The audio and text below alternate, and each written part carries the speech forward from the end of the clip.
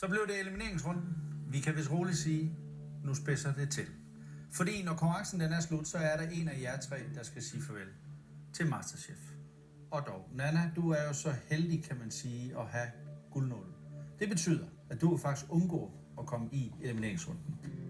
Jeg bruger helt sikkert guldnålen, hvis jeg føler, jeg er i fare. Men jeg skal lige høre, hvad opgaven den lyder på, for det kunne også være, at den ligger lige til højre.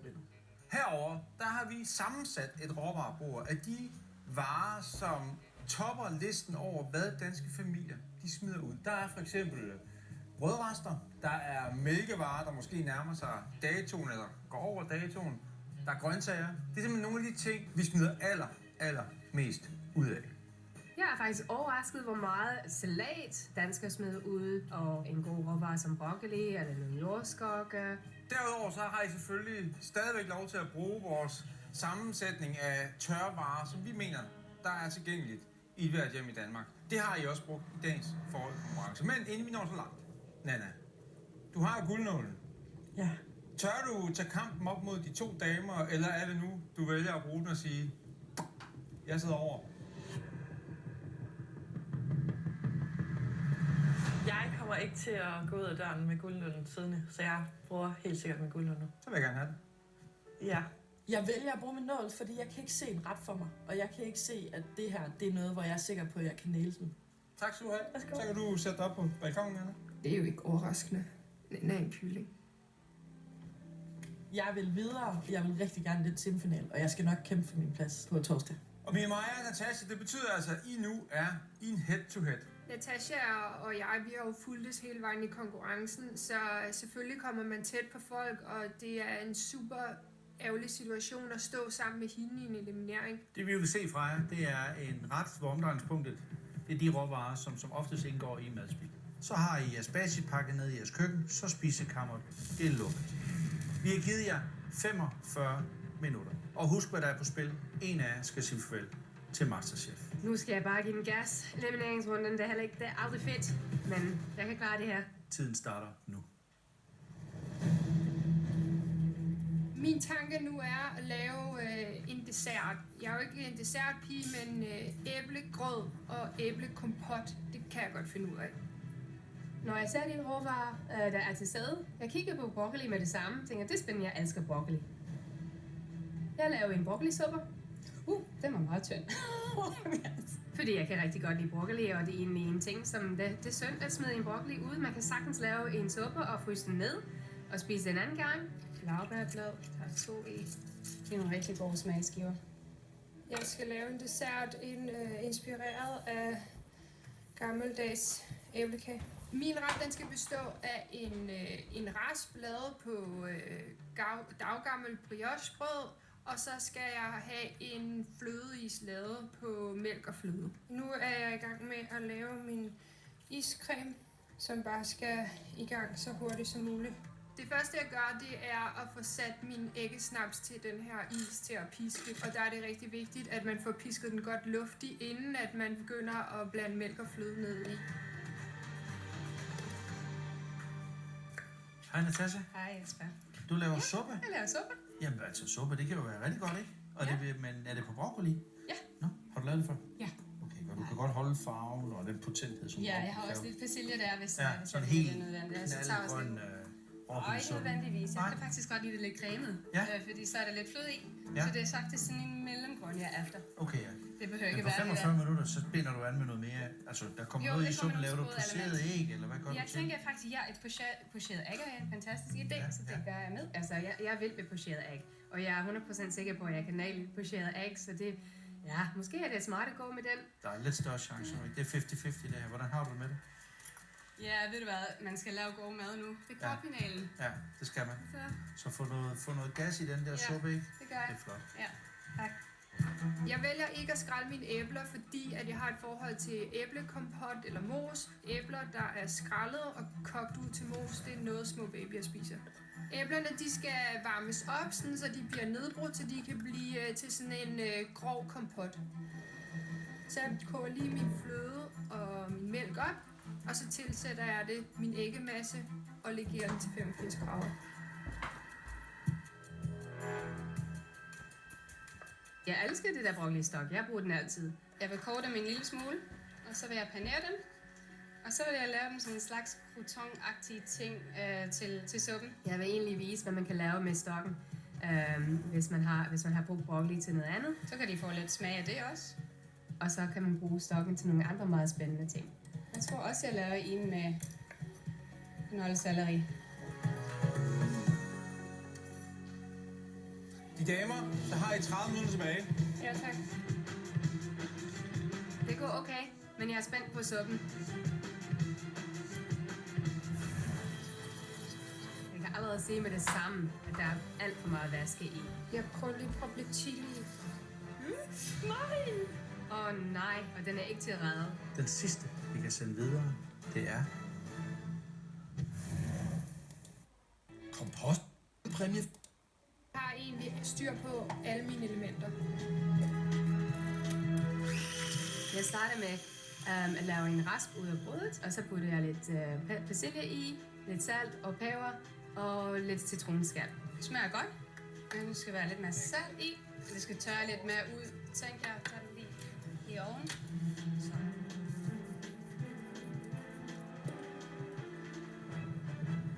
Da jeg smager på min is, der kan jeg godt smage, at den er meget fed i smagen, og den skal lige have lidt citronsaft. Ikke fordi den skal smage citron, men bare lige for at tage det værste af den her fede smag. Jeg er ret tryg ved de komponenter, jeg har valgt. Æblemos, kompot, det laver jeg tit. Is har jeg lavet før, og den her crumble, det mener jeg også, at jeg godt kan magte. Min rasp, den skal bestå af daggammel brioche, som lige bliver blendet sammen med nogle nødder og noget sukker.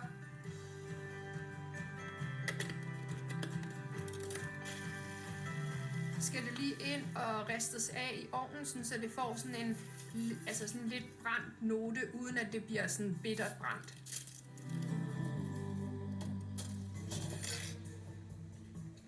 Det var hurtigt. Når jeg åbner ovnen og ser min panering, så er det rigtig flot. Jeg er rigtig glad for, den ser ud. Så tror jeg faktisk, jeg river lidt ost herinde. Så får vi rigtig meget smag i den panering der. Og man går aldrig galt i byen ost. Altså, Jeg skal med ost, ikke? mere ost. Prøv her, gå amok med den ost. Ja. At arbejde med nitrogen, det er lidt som at tage ben for øjnene og så køre på motorvejen, ikke?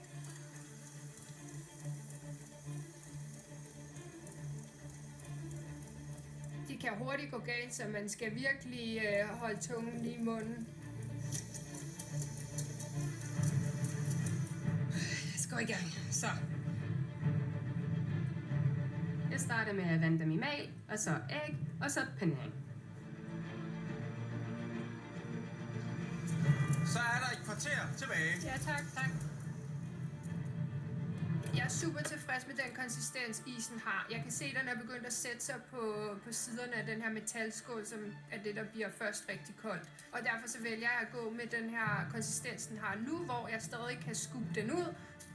Nana, når du nu ser, hvad de laver, tænker du så, at dem kunne du godt have slået uden at bruge nålen? Altså, jeg har svært ved at konceptualisere en ret ud fra det, der er dernede. Så på den måde, så er jeg helt glad for at sidde her. Okay.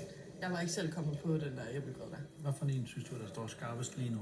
Lige nu, det kommer an på hendes is, men jeg synes, det lyder helt vildt spændende og lækkert. Ja, en æblekompot. Der var noget is ovenpå, ikke? Ja, Og lige noget præcis. brødkrumme. Ja. Undervejs så smager jeg på min æblegrød, og kan godt smage, at jeg gerne vil have lidt mere bourbon-smag i den. Så tænker jeg, at jeg tilsætter lige noget bourbon, og så flamberer det lige, så det ikke smager spritet. Jeg tror, jeg havde gemt det til semifinalen. Vel, var du også pisse dygtig kok, altså?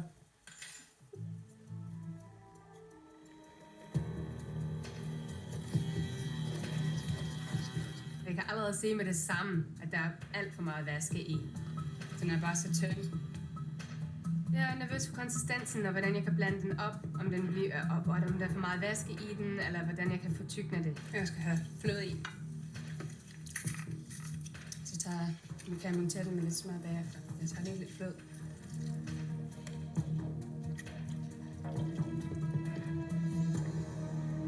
Jeg prøver krølle proppe chili i, bare for at lege lidt med smagene. Jeg synes, min æblegrød, den smager rigtig godt. Den er syrlig, men afbalanceret, og den har lige de her varme noter. Så er det de sidste 5 minutter. Ja, tak.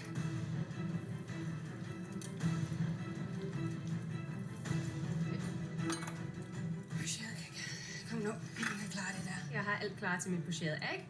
Og jeg har rimelig styr på mit æg, fordi den lærer jeg at spise pocheret æg hver anden dag til morgenmad. Jeg går i gang med den. Så er det altså jeres sidste 2 minutter i gang. Ja, tak. Ja, tak. Er du med, Natasha? Ja. Er du? Ja, kom så. Er du færdig? Ja. Maja siger, hun er allerede færdig. Jeg er lidt nervøs, fordi jeg har ikke rigtig lyst til, at hun kigger på, hvad jeg laver i de sidste 2 minutter. Stille dem her i en hver.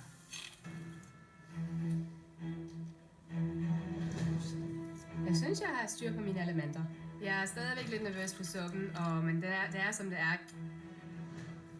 30 sekunder! Ja, tak.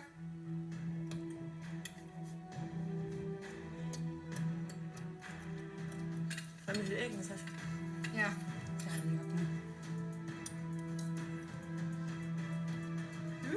Nej! Nej, og den er ikke til at redde. Altså, blommen er ikke gået i stykker, men der vil komme kogevand i.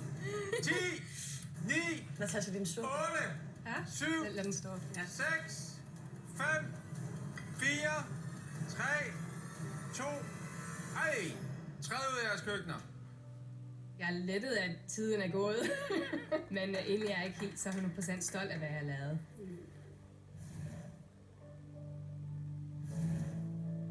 Så drejer det sig om madspil igen. Det er dejligt. Det er virkelig et emne, som jeg holder rigtig meget af, fordi det kræver, at man er kreativ. Når man åbner køleskabet eller kigger, hvad der er i skabene, og man skal lave noget god mad. Der er en, der er gået sødt, og en, der er gået salt. Vi glæder os til at smage, og Natasha, vi starter med at smage din. Hvad har du lavet? Jeg har lavet broccolisupper med paneret broccolistokke og salat.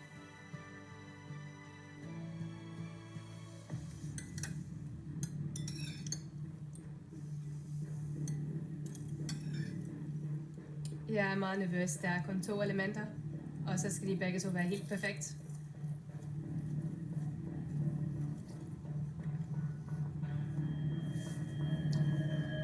Natasha, vi er i det rustikke køkken her. Ja. En purésuppe. Den smager sådan lidt bouquet garni. Det kan jeg faktisk godt lide. Det vil sige, er der noget laurbær til stede her? Ja. Det kan jeg faktisk rigtig godt lide. Det giver noget god dybde. Jeg er faktisk glad for, at han finder nogle god dybde smagen i den. I forhold til det, hvad der er af garnityr, så synes jeg, det er jo dejligt at vise, at her der tænker du også, kan man sige, madspil. Mange danskere, de smider jo stokken ud på broccoli. Du gør det, at du bruger den. Det synes jeg er et rigtig, rigtig godt setup. Jeg elsker selv broccolistokkene, både rå, men også tilberedt her, hvor du friterer dem op. Det giver noget sprødhed til suppen, i stedet for croutons. Det er godt. Jeg er glad for, at det giver en lille smule kredit. Der er lige noget med udseende på suppen, men jeg lader smagen komme foran, og synes, den smager godt. Altså, jeg kunne godt tænke mig, at den enten var grovere eller finere, men her lander den lidt midt imellem i konsistens. Det synes jeg er synd, for jeg synes faktisk, at smagen er god. Og så savner jeg noget protein. Ja, jeg havde et pocheret æg Ja, også. lige præcis, ikke? Det der protein, der lige får lov at arbejde noget fedme ind i den. Tak for meget. Velbekomme. Det var i hvert fald bedre kritik, end jeg havde forventet, så det var godt. Mia Maja, vil du ikke gøre din dessert færdig? Jo.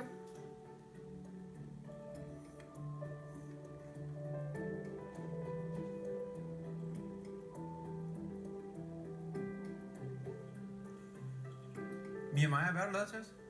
Jeg har lavet min version af gammeldags æblekage. Så det er ned og tage det hele med op, ikke? Jeps.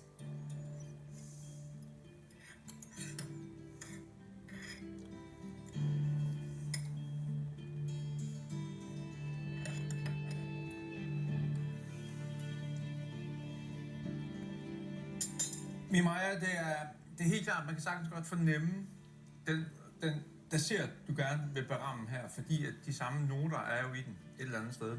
Der er det her med, at du har en lille smule chili til stede i dine æbler. Det skal jeg sådan lige komme omkring. Jeg kan egentlig godt lide det i æblekompotten, men spørgsmålet er så, om jeg kan lide æblekompotten i desserten. Forstår du mig? Jamen, jeg tror bare, at når der er noget nyt, så skal han lige vende sig til det, ikke? Han er også ved at være en ældre mand. Du ved, gamle hunde, de har svært ved at lære nye tricks. Og der er det her med, at der er skrald på. Det tror jeg måske faktisk, jeg har besluttet mig for. Det synes jeg er meget lækkert, for det giver noget konsistens og sådan noget. Det er fedt. Alle andre, der ser dig, der vil du have fået at vide, at det var en kedelig is, du havde lavet. Men fordi den faktisk skal fungere som sådan en flødeagtig ting her. Jeg synes faktisk, det er godt. Det synes jeg. Mia Maja, jeg synes også, ideen er rigtig god, gammeldags æblekage, og så give den et twist. Det er jeg rigtig glad for, at han kan se. Hvor Kasper, han er tosset med skrald, der er det for mig et no-go. Skrald for mig giver ikke den konsistens, jeg nødvendigvis har behov for. Tak for mad. Velbekomme. Natasha og Mia Maja, så kan I ikke gøre mere. En dag i madspildets tegn. I lavede 2 vidt forskellige retter. Jeg synes, jeg har lavet et bud på en rigtig stærk ret. Jeg håber bare, at jeg har vist lidt mere, end den har. Det her, det har ikke været nemt. Og Kasper og jeg har heller ikke været helt enige. Men vi har kun én plads tilbage. Mia Majas ret det ser rigtig lækkert ud, og en rigtig god idé. Til sidst så blev vi enige om nogle små ting, som gjorde, at vi blev enige. Smag og præmis. Jeg håber sindssygt meget på at gå videre. Altså, det ville være ubærligt, hvis jeg skulle ryge ud nu. Den sidste, vi kan sende videre til på torsdag, det er...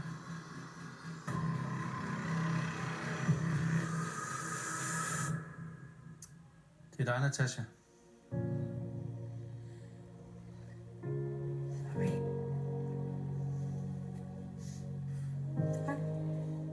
Jeg hører mit navn, og så bliver jeg lidt stille. Jeg kan ikke... Kan jeg virkelig tro på, at jeg går videre?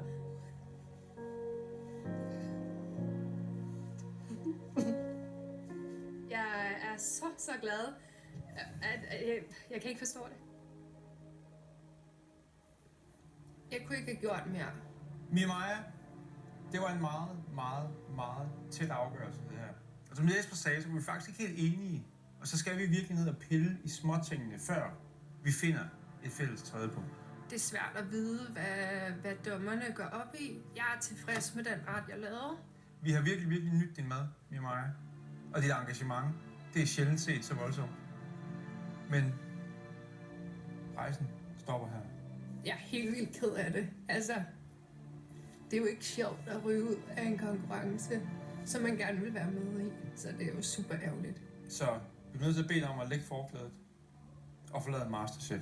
Det har været en sindssyg oplevelse at være med i Masterchef. Jeg er rigtig stolt af mig selv. Jeg har lavet en masse god mad, og jeg synes, jeg kan gå ud med oprejst pande.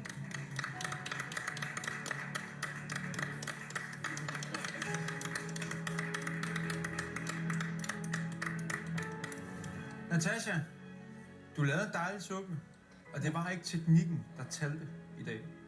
Det var velsmag og præmissen. Tak for i dag. Tak for i dag. I morgen i Masterchef